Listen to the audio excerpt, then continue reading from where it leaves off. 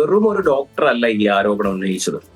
ഇദ്ദേഹം ഇടതുപക്ഷത്തിന്റെ സന്തത സഹചാരിയായിരുന്നു. കാലാകാലങ്ങളിലായി ഒരു ഇലക്ഷൻ വരുമ്പോൾ, ഒരു തിരഞ്ഞെടുപ്പ് വരുമ്പോൾ ആര് ജയിക്കുന്നു, അവരുടെ സ്ഥാനാർത്ഥികൾ, ഇടതുപക്ഷത്തിന്റെ സ്ഥാനാർത്ഥികൾ ആര് ജയിക്കുന്നു, ആര് തോക്കുന്നു എന്നുള്ളത് വളരെ വ്യക്തമായി തന്നെ അനലൈസ് ചെയ്യുന്ന, കാലാകാലങ്ങളായി ഇടതുപക്ഷത്തിനോടൊപ്പം നടന്ന ഒരു വലിയ അനുഭാവി അദ്ദേഹമാണ് ഡോക്ടർ ഹാരിസ് എന്ന് പറയുന്ന ഈ ഡോക്ടർ.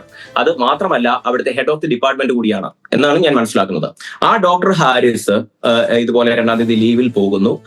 അദ്ദേഹം ഈ ടോണി എന്ന് പറയുന്ന ആ ഡോക്ടറിനെ കീ ഏൽപ്പിക്കുന്നു. അതിനുശേഷം അദ്ദേഹം ഉന്നയിച്ച വളരെ ബേസിക് ആയിട്ടുള്ള ഒരു ഫാക്ട് എന്തായിരുന്നു?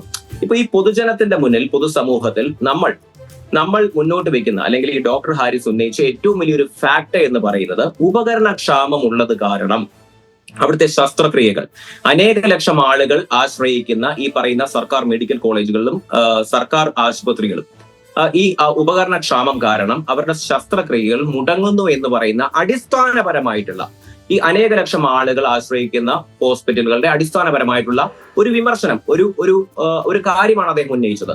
ആ കാര്യത്തിനെ ഇത്ര വൈരാഗ്യ ബുദ്ധിയോടെ കാണുന്നത് എന്തിനാണ്? നമ്മളുടെ ഈഗോ ഒക്കെ മാറ്റിവെച്ച്, നമ്മളുടെ പൊളിറ്റിക്സ് ഒക്കെ മാറ്റിവെച്ച് അവിടെ ഡോക്ടർ ഇങ്ങനെ ഉന്നയിച്ചതിനെ വളരെ കാര്യത്തോടെ എടുത്തുകൊണ്ട് അതിനൊരു റെസൊല്യൂഷൻ അല്ലേ കാണേണ്ടത്?